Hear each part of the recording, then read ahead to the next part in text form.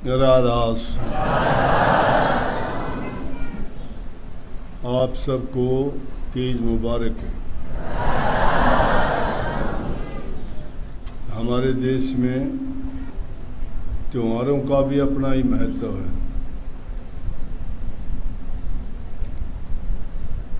और वो अवसर के अनुसार, मौसम के अनुसार, महीनों के अनुसार, जैसे जैसे हालात होते हैं उसके अनुसार उनको मनाया जाता है।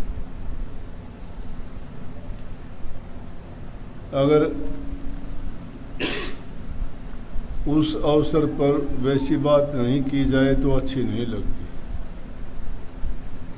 सावन मास में ये ऐसे ही गीत अच्छे लगते हैं। ये हमारी पुरानी परंपरा रही है। विशेष रूप से माता बहनों का त्योहारों पे, ऐसे अवसरों पे जो गीत, मंगल गीत, ब्याह शादियों के, त्योहारों के जब ये मिल के गाती हैं तो वो एक अलग ही प्रकार का उसका महत्व भी है और बड़े आनंददायक और खुशी देने वाले भी होते हैं। ये आदिकाल से परंपरा रही है, कोई नई बात नहीं है। दिवाली के दिन अगर प्रहलाद के गीत गाए जाएं, हिरणाकुश की बात बताई जाए तो अच्छी नहीं लगती। दिवाली पे तो श्री रामचंद्र जी की अयोध्या में वापसी और उसकी खुशी की बात अच्छी लगी। कहने का मतलब ये है कि बेअवसर की बात नेकी पे फीकी लगती है। आज समय तीज का महत्व ये है कि इस महीने में बरसात होती है, झड़ी लगती है बरसात की। गर्मी के बाद में एक अच्छा शगुन मिलता है सब जीवों को, इंसान को नहीं, पशु पक्षियों को, जीव जंतुओं को, कीड़े मकोड़ों को, अनेक प्रकार के जीव पैदा हो जाते हैं इस मौसम में। और फिर इस आनंद भरे इस श्रावण के महीने में गंगा स्नान को बड़ा पवित्र मानते हैं, क्योंकि गंगा माता में जो स्वच्छ जल आता है पहाड़ों की ऊंचाइयों से बरसात का, कहते हैं कि वो पवित्र जल होता है। बह के जब आता है उसमें स्नान करने से इंसान के पाप धुलते हैं। तो स्नान करके हम इस प्रकार से अपने आप को पवित्र मानते हैं जैसे हमारे जन्म जन्मांतर के सब कष्ट, कर्म और पाप हमने धो डाले। संतों की बात है वो थोड़ी सी अलग ज़रूर है, लेकिन ये हमारी सामाजिक मान्यताएं हैं। ये आस्था का सवाल है, विश्वास है, ये श्रद्धा है हमारी। और अगर जो इंसान कुछ भी नहीं करता है उससे तो ये श्रद्धा भी अच्छी है। कम से कम वो ये मानता तो है, नास्तिक नहीं आस्तिक है। वैसे तो कबीर साहब ने तो इनको इनकार कर दिया। किन चीज़ों के लिए? हम तो पापी आदमी, चोर आदमी, ठग, लुटेरे, बुरी प्रकृति के, सब नशे विषय विकारों में पड़े हुए, सब जाके कहते हैं कि चलो गंगा जी में स्नान करके आ जाएं, हमारे सब पाप धुल जाएंगे। मंदिर में मूर्ति के प्रसाद चढ़ा के आ जाएं, दर्शन करके आएं, हमारे पाप धुल जाएंगे। लेकिन संतों ने कही है, जब तक मन का पाप तुम्हारे अंदर में है तब तक लाखों तुम तीर्थों पे नहाओ, कितने मंदिरों में मत्था टेको, कितने दान पुण्य करो, कितने यज्ञ हवन पूजा पाठ करो, जब तक तुम्हारा हृदय पवित्र नहीं है तब तक ये बातें मिथ्या है। बल्कि कबीर साहब की वाणी में तो ये आता है कि अपराधी तीर्थ चला, क्या तीर्थ नहाया, कपट दाग धोया नहीं, ठाली अंग जिकोड़ा।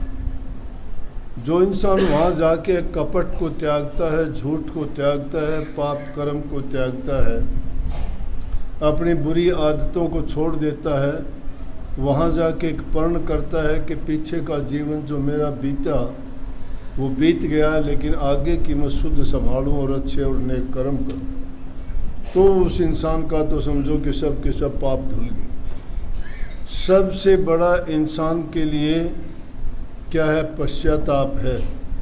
जो इंसान अपराध करके पश्चाताप कर लेता है कि हाँ, स्वीकार करता है वो मेरे से ये पाप हुआ है, और उस पाप को वो अगर सच्चे दिल से जाके कहता है तो बख्शा जाता है। लेकिन वो कपट जब तक हृदय में लिए बैठा है, गंगा में स्नान करो, गंगा सागर में करो, चाहे त्रिवेणी में करो, चाहे और तुम मानसरोवर में जाके डुबकी लगाओ, चाहे तुम कहीं भी गोमुख जाओ, तीर्थों का अंत ही नहीं है। लेकिन उनमें जाने से आपको फ़ायदा क्या होगा? परंतु अब तो महीना ये सावन का था, इसके महीने की महिमा क्यों इतनी गाई गई, क्यों कहा गया? संतों ने जो भी महीना देखा, जो भी मौसम देखा, उसके अनुसार वाणी रची। इस महीने की भी महिमा देखो कि जब ठंडी फुहार पड़ती है, बादलों की गड़गड़ाहट होती है, बिजलियां चमकती हैं, कितना अच्छा वातावरण होता है। चारों तरफ हरियाली होती है, कहीं कोयल की कुहुक की आवाज़ आती है, कहीं मोरों की पीहू पीहू की आवाज़ होती है, तो कहीं पपैया पिया पिया की आवाज़ लगाता है। इसी प्रकार से दूसरे पक्षी भी उस गर्मी से निजात पाके फुदकते हैं, इधर उधर हरे पेड़ों की टहनियों पे बैठते हैं, नए नए फल पेड़ों में आते हैं, और उनको दोबारा से ऐसे वातावरण को देख के जो मन को खुशी मिलती है, वो वातावरण कभी नहीं होता। लेकिन महापुरुष तो इसको फरमाते हैं कि इंसान का जीवन श्रावण का महीना है। इसको नहीं, वो तो हर चीज़ को ही मान लेते हैं। कहीं चैत के महीने को मान लिया, कहीं फागुन के महीने को मान लिया, समझ गए? अलग अलग महीनों में उनके गीत ये गाए गए क्योंकि हर महीनों के नाम रखे भी इसीलिए गए हैं। हर महीने में मौसम बदलता रहता है, वातावरण बदलता रहता है, हर दिन हर पल बदलता रहता है, लेकिन उसका हर पल और हर घड़ी बदलने वाले का हमें पता नहीं लगता। क्योंकि एक मौसम का अगर हमारे शरीर पर प्रभाव होता है, वो हटते हटते टाइम लेता है। अगले मौसम का हमारे ऊपर प्रभाव कुछ समय के बाद आता है, लेकिन पल पल में जो बदलता है उसका हमें इतना ज़्यादा ख्याल नहीं करते हैं कि अब क्या बदल गया, पहले क्या था, अब क्या है। परंतु संतों ने हर महीने का, जो हमारे पूर्वजों ने इस समय का विभाजन किया, महीनों में इनको बांटा, हर महीने की महिमा अलग है। चैत के महीने को स्वामी जी महाराज ने कहा कि चैत महीना आया चेत, सतगुरु भो पर बांध्या सेत, जीव चिताए जो थे वार, भाव सागर से कीने पार। उनको रूहानियत की तरफ, अपने भक्ति की तरफ जो उनके विचार और ख्यालात हैं वो उनकी तरफ ले जाते हैं। इसमें भी ये वाणी थी तो मेरी, लेकिन मैंने भी ये प्रयास किया कि इस महीने को मैं ये बताऊं कि एक सच्चे आस्थावान भगत और जो अभ्यासी है, अभ्यास करता है, प्रभु के नाम का चिंतन और सुमन करता है, गुरु के बताए मार्ग पर चलता है, तो उसको अभ्यास करने में किस प्रकार से तुलना की कि सावन आया चल सखेरी, हम चलांगे गुरु दरबार। सावन क्या आया?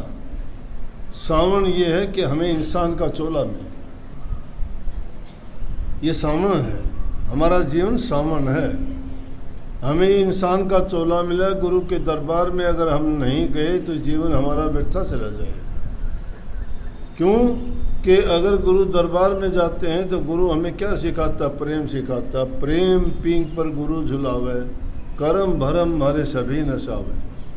सब कर्म भरम जो मिथ्या बातें हैं, जो नकारात्मक चीज़ें हैं, जो बुराइयों की पाप कर्म की चीज़ें, उनसे हमारा ध्यान हटा के ये हमारे कर्म और भरम है। खोटे कर्म मिटाते हैं, मन में पड़े हुए भ्रमों को निकालते हैं। जिन चीज़ों को हम सत्य मानते हैं वो हम मिथ्या हैं सारी, क्योंकि हम उनको जानते नहीं हैं। लेकिन जब संत सतगुरु के पास जाते हैं तो भेद खोल के बताते हैं कि ये जो जिन चीज़ों में हम फंसे बैठे हैं ये चीज़ें सत्य नहीं हैं, ये इंसान के काम नहीं आएंगी। इनसे इंसान अगर अपना जीवन इनमें लगाता है तो उसको कोई फ़ायदा नहीं होने वाला। उसको जो फ़ायदा होने वाला है वो अपने रूह के लिए काम करे। रूह के लिए काम है भक्ति करना। जो काम रूह के लिए किया जाए, भक्ति का रास्ता गुरु के बिना नहीं मिलता। तो गुरु के दरबार में जब जाते हो तो गुरु तुम्हें क्या देता है? गुरु यही चीज़ें बताता है, इसीलिए वो चीज़ें रूहानी हैं, वो रूहानी दौलत है जो हमारी रूह को रूह को इसका निज घर का भेद वापस समझा के भेजने का इंतज़ाम और प्रबंध करती है। लेकिन उसमें भी अभ्यास की बात बताई है कि प्रेम पींग पर गुरु झुलावा है, कर्म भरम तुम्हारे सभी नसाव है। वो सब के सब तुम्हारे कर्म भरम दूर हो जाते हैं। जब जब पींग चढ़े गगन में, मस्ती छा जा रगन बदन में। जब तुम अभ्यास करते हो रूहानी मंडलों में, जो जो ऊपर जाते हो तो मस्ती पीछे दुनियादारी की चीज़ें जिनको हम सत्य मानते हैं नीचे छूट जाती हैं, और जो अंदर का आनंद आना शुरू हो जाता है तो हमें उससे बहुत ज़्यादा खुशी मिलती है। वो खुशी ख़त्म होने वाली नहीं है। दुनियादारी की खुशियाँ जो हैं, जिसको हम आनंद सुख कहते हैं, जो हमें इंद्रियों से बाहरी रूप से प्राप्त होता है, उसका जीवन लंबा नहीं होता, वो थोड़े समय की होती है। थोड़े समय के बाद में वो ख़त्म हो जाती हैं। लेकिन जो रूहानी सुख मिलता है वो ख़त्म होने वाला नहीं है। इसलिए उस रूह के लिए और उसमें भक्ति का प्याला, नाम का रस पिलाया जाता है। वो नाम का रस गुरु से ही मिला करता है, और दूसरा कोई भी ऐसा आपको जगह या स्थान नहीं मिलेगा जहाँ पर वो रस आपको प्राप्त हो सके। इसीलिए ये गुरुओं की महिमा, नाम की महिमा गाई है कि गुरु के पास जाओगे वो नाम रूपी प्याला आपको पिलाएंगे, जिससे तुम्हारा ये दुनिया रूपी जबर चढ़ा हुआ है, बुखार चढ़ा हुआ है, जो आँखों पे तुम्हारी पट्टी पड़ी हुई है वो उतर जाएगी। वो तुम्हारे सब भरम मिट जाएंगे और सत्य की ओर तुम्हें चलने की शक्ति मिलेगी। गुरु कदम कदम पर तुम्हें समझाएगा कि तुम्हारे लिए ये चीज़ अच्छी है, तुम्हारे लिए ये करना चाहिए। लेकिन ये जीवन तुमने अगर ये झूलने का अवसर नहीं पाया, इसमें अगर इस जीवन में तुम झूलने का अवसर क्या है कि गुरु के पास नहीं गए, नाम की कमाई नहीं की, गुरु के वचन में नहीं रहे, रास्ते से भटक गए, 84 में फिर जाओगे, धक्के खाओगे, काड़ के चपेड़े लगेंगे, फिर ऊंची नीची गंदी योनियों में जाओगे, फिर तुम्हें उल्टा नरकों जैसा जीवन बिताना पड़ेगा, फिर वही कर्म का कर्ज चढ़ जाएगा सिर पर। क्या पता फिर कितने युगों के बाद ये सावन आया, क्या पता कितने युगों के बाद आपको ये जन्म मिला है, क्या पता आगे कितने जन्मों के बाद मिले या ना मिले, कोई गारंटी नहीं। मिल भी गया तो क्या पता आपको गुरु मिले या ना मिले, क्योंकि कलयुग सतयुग में और तरीके थे, त्रेता युग में और थे, द्वापर में दूसरे तरीके थे। गुरु की सबसे ज़्यादा महिमा और नाम की महिमा तो कलयुग में है। कलयुग के तरीके जो हैं वो बड़े आसान हैं, क्योंकि छोटा जीवन होने के कारण संतों ने इसकी मंजिल भी छोटी कर दी और जीव के कल्याण के लिए ज़्यादा कठिन रास्ता नहीं बल्कि सारी चीज़ें सुगम बताई। इसीलिए कबीर साहब ने कही, पिया का मार्ग सुगम है तू कहत अनेडा। जो नहीं चलते उसको टेढ़ा लगता है, वो कठिन लगता है। जो चलते हैं उनके लिए मुश्किल नहीं है, जो लोग उस पर चलना नहीं चाहते उनके लिए बड़ा मुश्किल है। लेकिन जो लोग उस पर चलना चाहते हैं उनके लिए पिया का मार्ग बड़ा सुगम है। तू कहता नेला। पिया का मार्ग कठिन कहते हैं, पिया का मार्ग कठिन है खांडे की धारा, कि वो तो बहुत कठिन है, चलना बड़ा मुश्किल है, कठिन, बड़ा कठिन है। कोई बिरला जो कोई शूरवीर होगा वो इस रास्ते पे चल सकता है। बड़ी लड़ाइयाँ लड़नी पड़ती है इसमें, बहुत कुछ इंसान को बर्दाश्त करना पड़ता है। आदमी को तन मन धन की बाजी लगानी पड़ती है, अपना सब कुछ न्यौछावर कर देना पड़ता है। ऐसे नहीं जिस इंसान का कोई वजूद नहीं, कोई कुछ नहीं, वो जवान से कुछ बोल देगा, कुछ भी कह के चला जाएगा, जिसको ये पता ही नहीं है कि ये चीज़ क्या है, ये हस्ती क्या है, इसका महत्व क्या है, इसमें गुण क्या है, नहीं जानते वो। इसलिए ये मार्ग इतना कठिन है, और जो उसको भटक जाता है वो भटक गया तो धक्के खाता है, लेकिन जो टिक जाता है गुरु की शरण में तो गुरु उसको मालो माल कर देता है, किसी चीज़ की कमी नहीं रहती। कमी दुनियादारी की चीज़ों को चीज़ मत मान लेना। सबसे बड़ी चीज़ है नाम की दौलत। जिसको नाम की दौलत की बख्शीश मिल गई उसके सारे काम संपूर्ण हो गए, उसको किसी चीज़ की ज़रूरत नहीं है। परंतु ये इंसान का दिमाग इतना ख़राब है, ये भागता है दुनिया की चीज़ों के पीछे, वो खुशी ढूंढता है उसमें।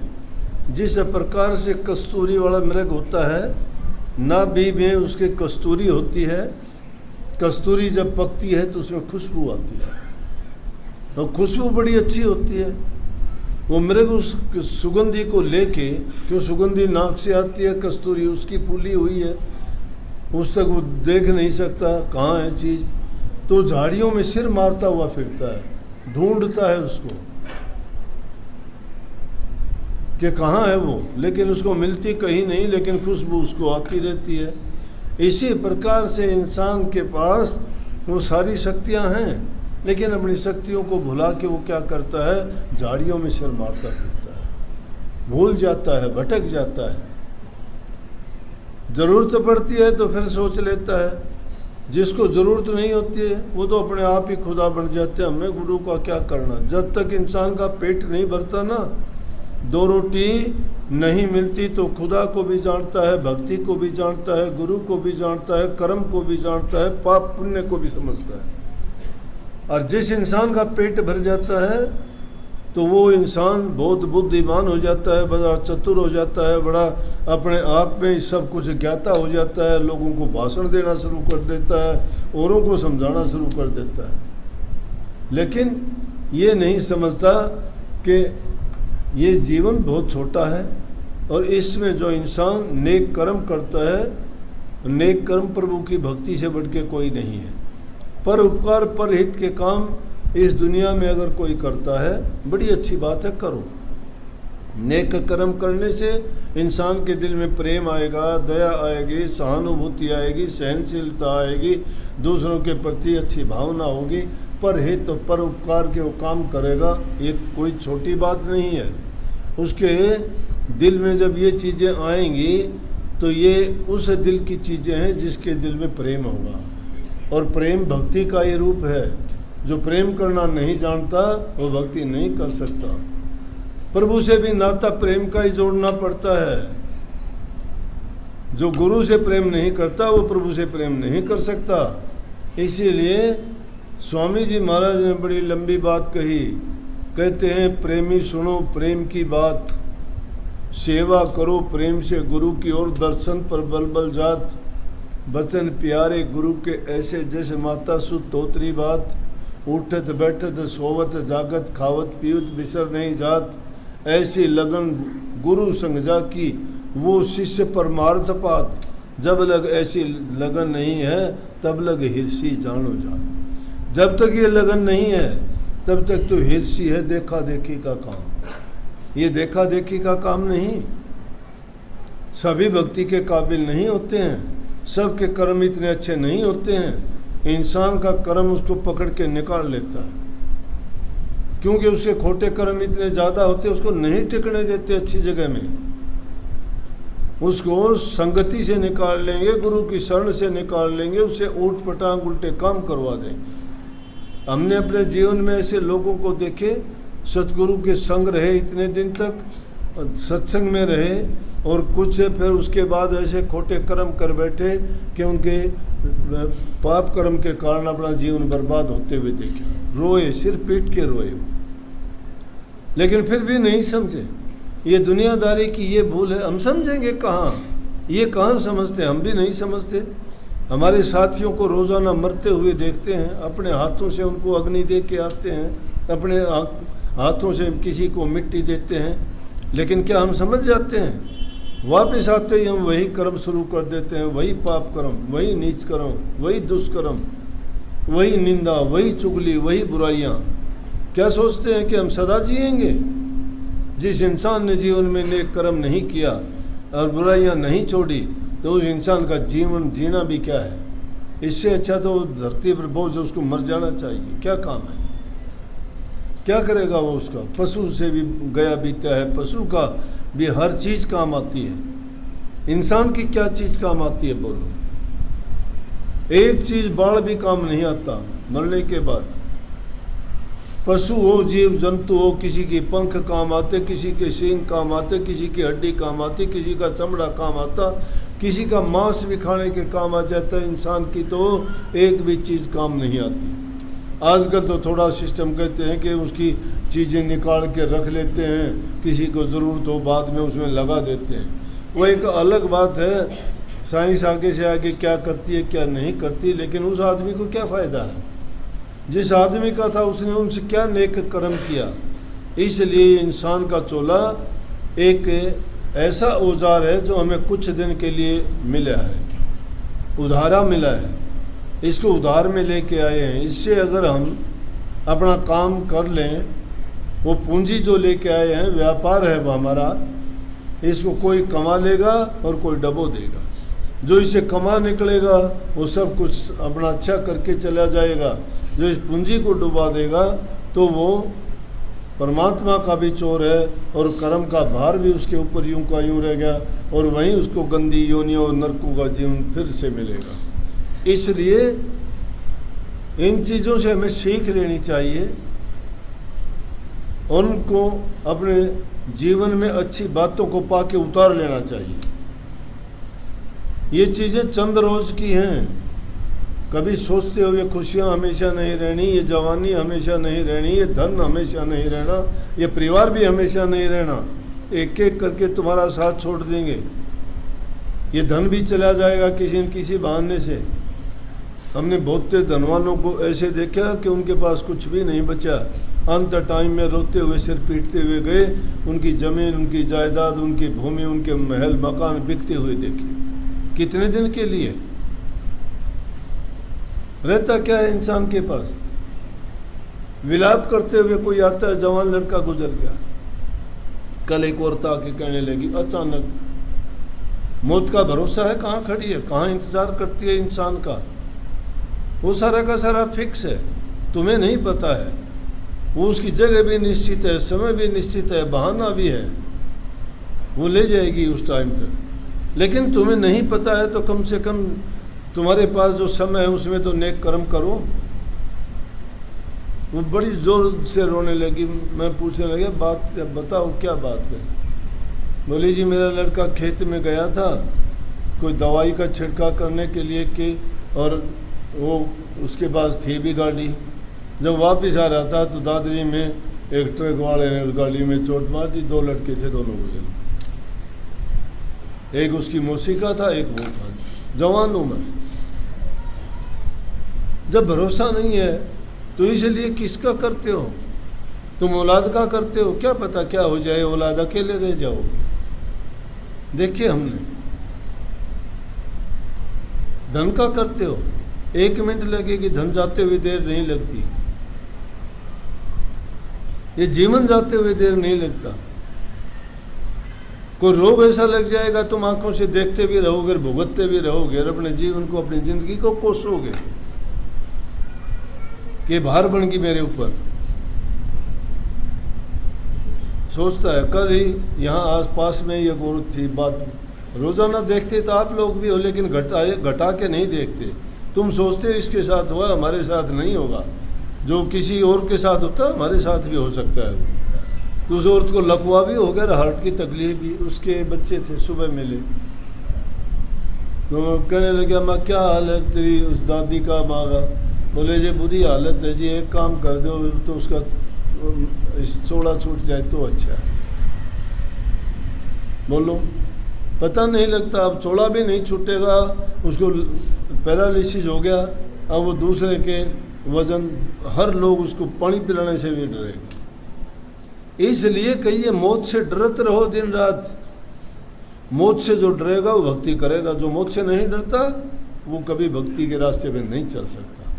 वो उत्पात करेगा, वो मन का गुलाम है, वो काल का प्यादा है, काल उसके सिर पे बैठा हुआ है, वो उसको उल्टा चलाएगा। वो उल्टा चलना चाहता है, काल उसकी बुद्धि पे बैठ के उसके उल्टे सीधे कर्म करवा के उसकी बुद्धि को भ्रष्ट कर देगा। लेकिन संतों के पास जाओगे ना, संत ये चीज़ बहुत आसानी से समझा के, इसलिए कही जहाँ पे गुरु दरबार में चलें वहाँ बचने की गुंजाइश है। क्योंकि गुरु तुम्हारी पाप कर्म को काटने का तरीका बताएगा। उनके पास वो दवाई है जो तुम्हें अमर कर देगी, जो तुम्हें इन चीज़ों से बचा देगी। अगर बचना चाहते हो तो गुरु के वचन में रहो, उनकी आज्ञा का पालन करो, उनके उपदेश को अपनाओ, उनकी बातों को अपने जीवन में उतारो, तो शिष्य और सेवक बनता है। ऐसे सेवक नहीं बनता। दुनिया आती है चली हुई, क्या मानते हो किसी बात को? बहुत आते हैं लोग, आने का क्या फायदा? सत्संग में चल के आ गए, लेकिन जिसने बात नहीं मानी, अमल नहीं किया, नाम का सुमरण तक नहीं करते हो आप लोग। मैं डंके की चोट पर कहता हूँ, अगर नाम का सुमरण करते तुम्हारे हृदय में प्यार होता, अटूट प्यार, विश्वास दृढ़ हो जाता। विश्वास दृढ़ वाले देखे हैं क्या? चाहे उनके साथ कुछ भी हो जाए वो अपनी जान देने के लिए तैयार है। तो इसलिए ये आसान काम नहीं है तो मुश्किल, लेकिन फिर भी इतनी चीज़ है कि एक पत्थर तो धूप में पड़ा है, वो तो गर्म होगा, तासीर पड़ी है। एक पानी में डाल दिया तो ठंडा तो हो जाएगा, लेकिन अंदर से सूखा ही रहेगा। अंदर से गीला कब होगा? अंदर से गीला जब होगा वो उस गुण को, उस बात को अपना लेगा। इसलिए ये हमारे जो त्यौहार आते हैं, हमारा तो सबसे बढ़ के त्यौहार होता है सत्संग का दिन। सत्संग के दिन आया करो। अब मैं देखता हूँ जिनकी चलने की हिम्मत नहीं है, लाठी का सहारा है, नज़रों के चश्मे लगे हुए हैं, उम्र बड़ी है, वो के सत्संग में थोड़े आए हैं, सत्संग में थोड़े आए हो। अरे सत्संग का टाइम हो, जब सत्संग में जाया करो। त्यौहार का दिन है, अपने घर भी रह लिया करो कभी। त्यौहार में बताओ, सत्संग के दिन तो आते नहीं कभी। ऐसे दिन तो वो लोग आते जो कभी सत्संग में नहीं आते। मैं देखता हूँ जब जब दुख की चोट पड़े है, जब तो तुम यहाँ आ जाते हो, और जब थोड़ा सुख मिले है भाग जाते हो। समझ गए? ये हाथी की सवारी है। हाथी की सवारी छोड़ के गधे पे सवार मत हो जाना। 2 कोडी के नहीं रहोगे, मिट्टी में मिल जाओगे। गुरु भक्ति बड़ी कठिन है। गुरु की आज्ञा में रहोगे, मज़े करोगे, मस्त रहोगे, मालिक तुम्हें खुश हो। सबको बहुत बहुत आशीर्वाद। राधा